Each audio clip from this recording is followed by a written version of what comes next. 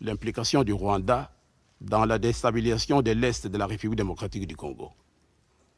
Je demande à votre auguste conseil de tirer toutes les conséquences qui découlent de cette violation de ses propres résolutions relatives à l'embargo sur les armes et le régime de sanctions mis en place par le Rwanda et l'Ouganda. Monsieur le Président, les preuves matérielles et humaines, les témoignages et preuves écrites de l'agression rwandaise sont connus de votre auguste conseil. Face à cette tragédie, le gouvernement de la République démocratique du Congo, avec à sa suite l'ensemble du peuple congolais, autant que toute la communauté internationale, attendent de votre conseil une position ferme et sans équivoque, allant dans le sens de l'application des sanctions. Pour être crédibles et efficaces, les sanctions doivent être ciblées avec soin et imposées avec fermeté. Nous avons la ferme conviction que ces sanctions créeront les conditions d'un retour rapide à la paix en République démocratique du Congo et dans l'ensemble de la région. Elles permettront également d'empêcher la poursuite de l'exploitation illégale de ressources naturelles et autres formes de richesses de la République démocratique du Congo sur fond de rébellion soutenue par des puissances extérieures. S'agissant de la résolution que vous venez d'adopter,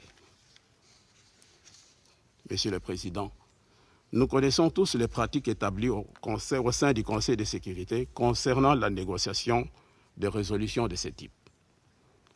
Cependant, nous avons l'impression que la méthode suivie lors de la négociation de la présente résolution n'a pas respecté cette pratique. En effet, cette résolution est basée sur le rapport du groupe d'experts et elle concerne la situation en République démocratique du Congo. Ceci implique des obligations à charge du gouvernement de la République démocratique du Congo et de toutes ses populations. Nous pensons que toutes les explications données concernant le FDLR auraient pu faire partie d'une autre résolution sur le Rwanda à l'occasion du 20e anniversaire de ces génocides rwandais, commis par le Rwandais contre le Rwandais sur le territoire du Rwanda, génocide auquel la République démocratique du Congo n'a été mêlée ni de près ni de loin. À l'opposé, tous les passages du texte original, à travers lesquels le Conseil devait se dire préoccupé par les rapports faisant état de la reprise des activités militaires du M23, à travers le recrutement, ont été simplement mis de côté.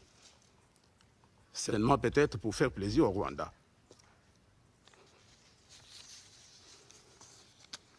Pour terminer ma délégation, Monsieur le Président, voudrais saisir cette opportunité pour remercier d'une manière particulière le secrétaire général, Son Excellence M. Ban Ki-moon, pour son engagement personnel dans la résolution du conflit en République démocratique du Congo. Ce remerciement s'adresse également à Son Excellence Madame Mary Robinson, envoyée spéciale du secrétaire général pour la région des Grands Lacs, pour les efforts remarquables qu'elle déploie en vue de mener à bien la lourde mission que le secrétaire général lui a confiée. Je ne peux oublier l'action positive de la MONUSCO, dirigée par son représentant spécial en République démocratique du Congo, M. Martin Kobler, dont je salue le courage et la détermination, ainsi que le soutien de la brigade d'intervention de la MONUSCO au FARDC.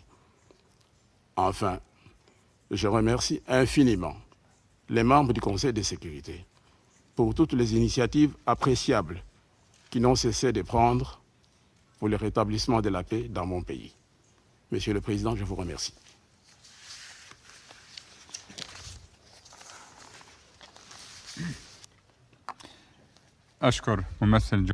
Je remercie le représentant de la République démocratique du Congo de sa déclaration.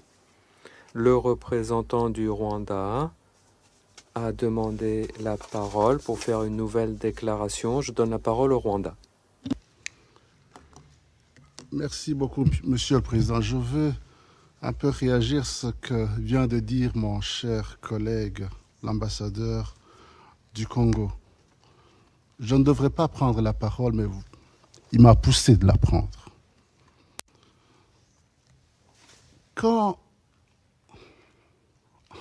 en attendant le représentant du Congo parler du Rwanda, vous savez,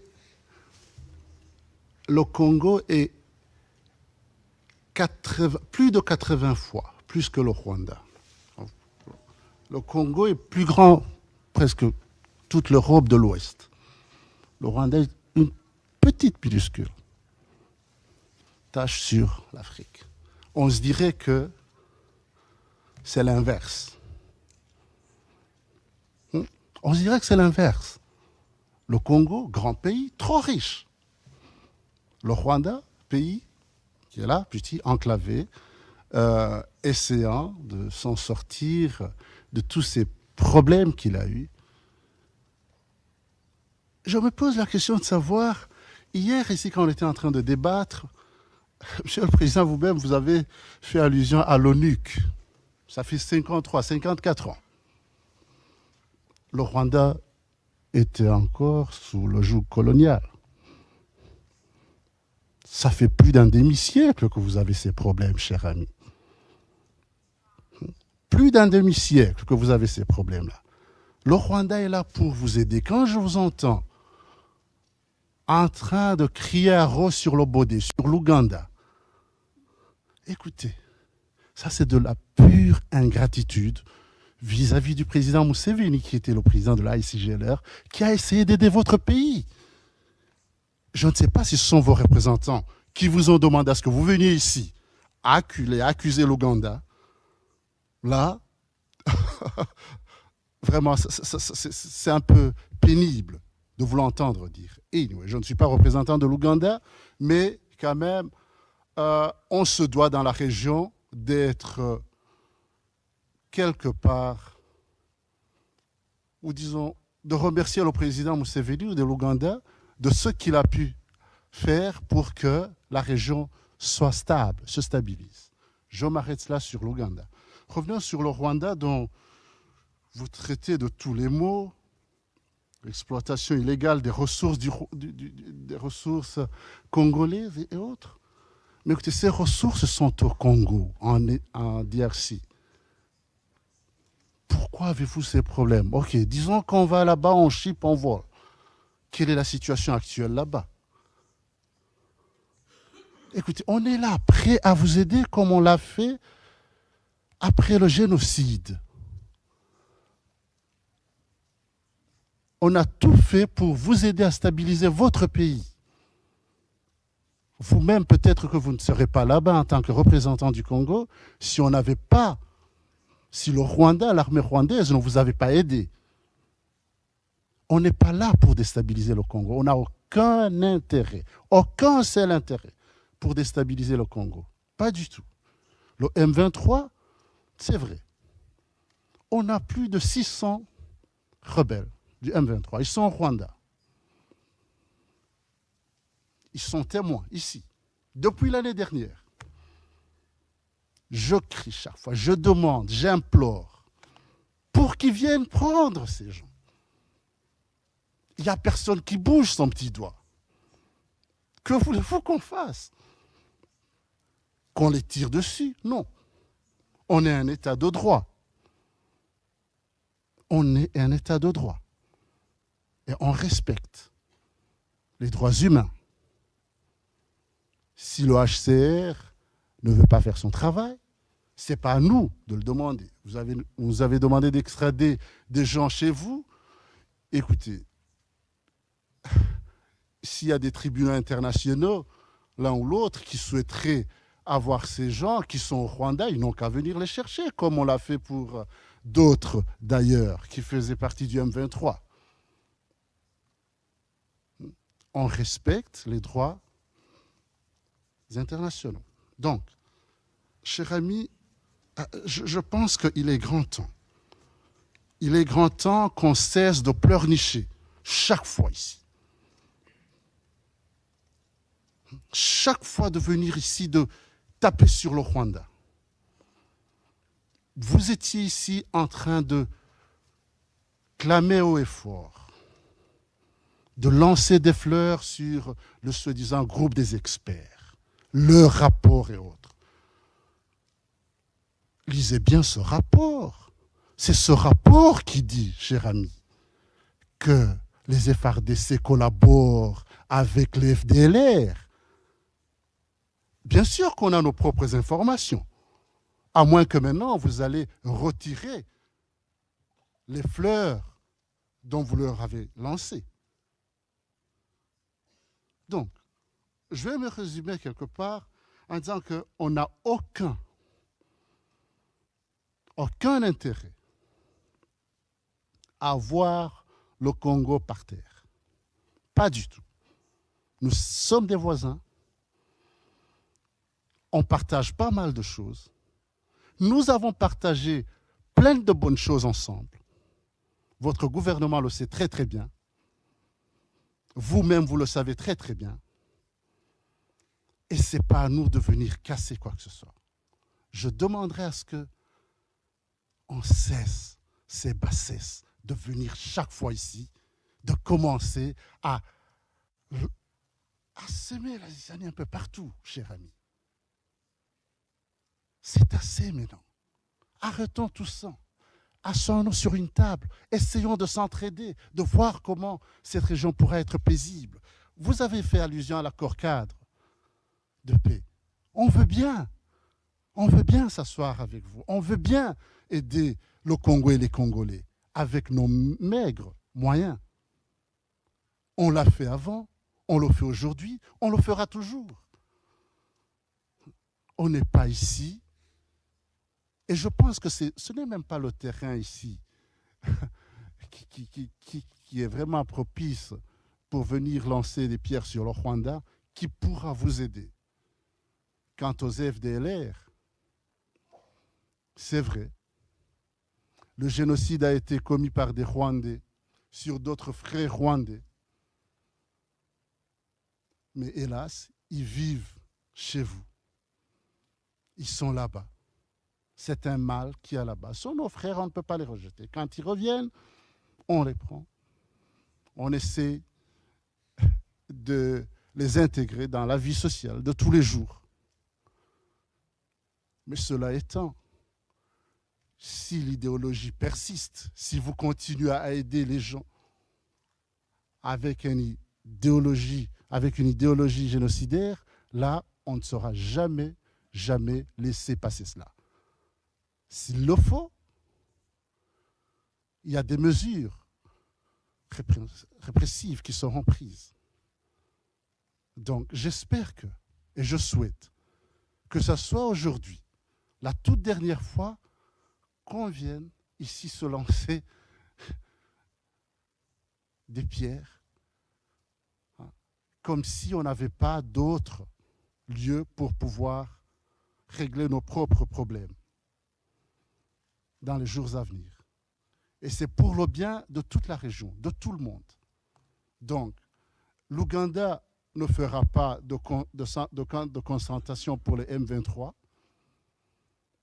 Il y a les mesures qui sont là, qui vont être prises. Le Rwanda de même. Il y a un cadre qui est là, qui légifère, qui gère tous ces problèmes-là. Ce n'est pas ce cadre ici qui gère tous ces problèmes-là. Je vous remercie, Monsieur le Président.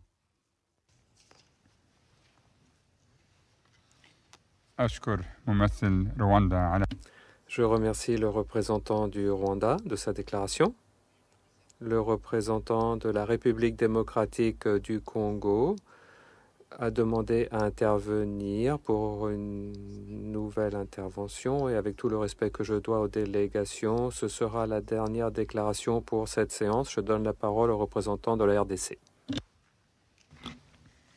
Je vous remercie beaucoup, Monsieur le Président. Je voudrais réagir à la déclaration faite tout à l'heure par le représentant du Rwanda, membre du Conseil de sécurité. je voudrais dire, Monsieur le Président, que la République démocratique du Congo est un pays souverain qui n'a pas à recevoir les ordres du représentant du Rwanda, même s'il est membre du Conseil de sécurité. Il n'a pas à nous interdire de venir devant cette instance internationale poser nos problèmes comme le font les autres États. Ce que nous disons tout à l'heure là, ça ne vient pas de nous, ça vient des experts, Monsieur le Président, que votre organe, le Conseil, a mandaté pour aller sur le terrain. Ce sont ces experts-là qui ont constaté les faits et qui les ont mis sur table. Si le Rwanda veut s'opposer à ce que les experts disent, qu'il s'adresse aux experts commis par vous, avec le Rwanda y compris. Parce que c'est votre instance qui les a mandatés. Mais il ne peut pas s'adresser à la République démocratique du Congo lui demandant de se taire, de ne plus jamais venir ici pour soumettre ses problèmes. Nous sommes un pays souverain.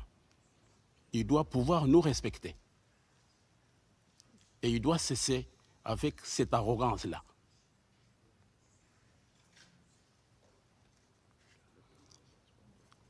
S'agissant de FDLR, parce que c'est l'élément important sur lequel il revient. Vous avez bien suivi mon propos, Monsieur le Président. La République démocratique du Congo reste ouverte.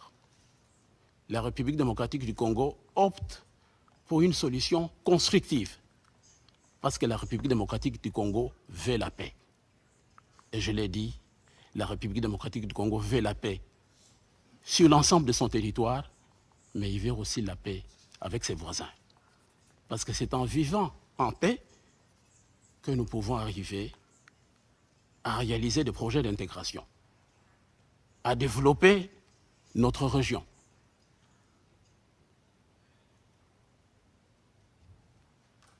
L'ambassadeur Gassana dit que le Rwanda est en train d'aider la République démocratique du Congo et veut l'aider.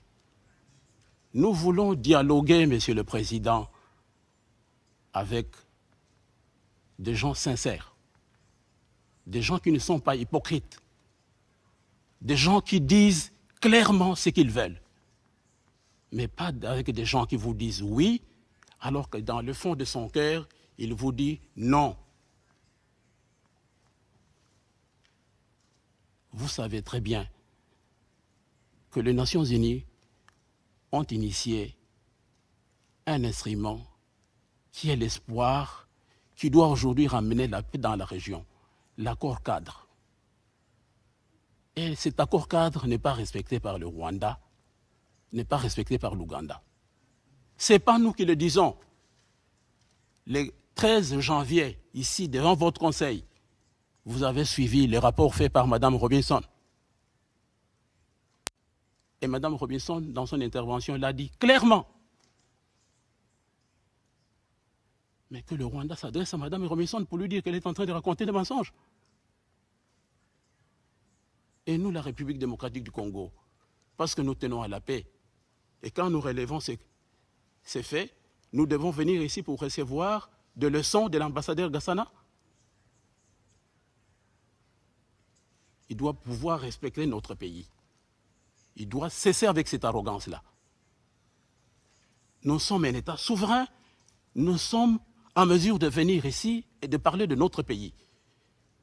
Parce que nous savons que c'est ici que nous devons apporter tous ces problèmes-là pour que la paix revienne chez nous.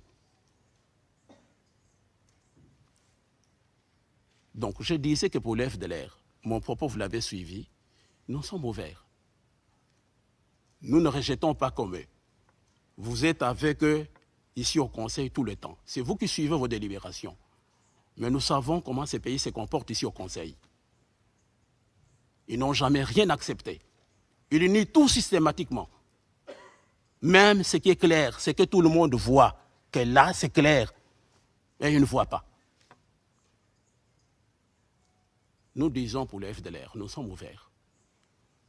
Nous voulons que les experts nous aident en nous apportant des indications précises, des pistes pour pouvoir mener des enquêtes.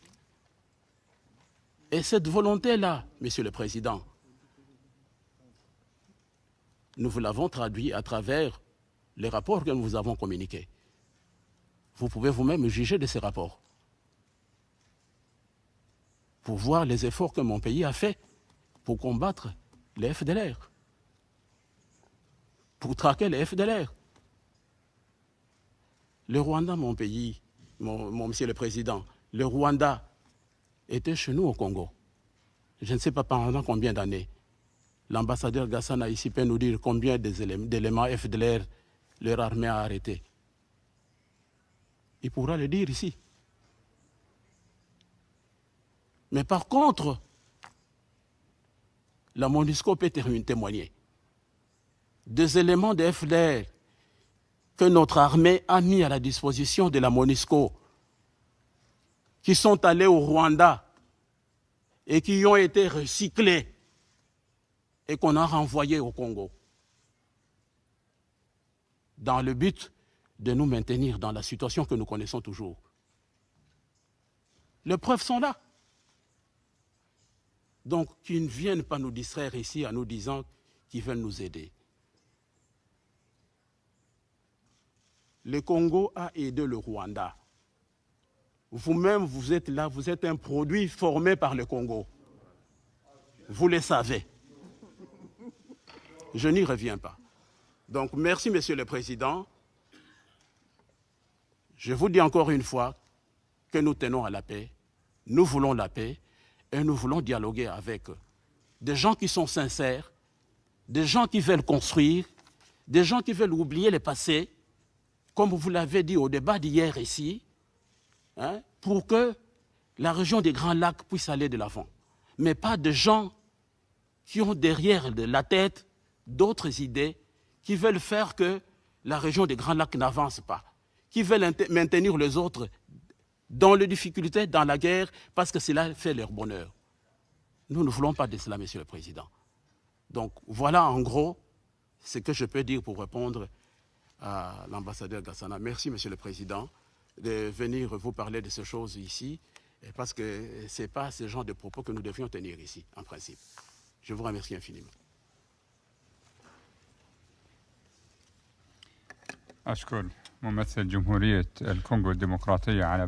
Je remercie le représentant de la République démocratique du Congo pour son intervention. Le Conseil a ainsi terminé l'étape actuelle de son examen de ce point de l'ordre du jour. C'est la dernière réunion du Conseil pour le mois de janvier 2014. Je voudrais, au nom de la délégation de la Jordanie, remercier sincèrement toutes les délégations du Conseil, en particulier mes collègues, les représentants permanents, leurs collègues. Et également, je voudrais remercier le secrétariat du Conseil pour tout l'appui qu'ils m'ont donné. Effectivement, ce mois a été très occupé, un mois pendant lequel nous avons pu parvenir à un consensus sur plusieurs questions importantes relevant de nos compétences. Nous n'aurions pas pu faire cela seuls ou sans le dur labeur, l'appui et les contributions positives de chaque délégation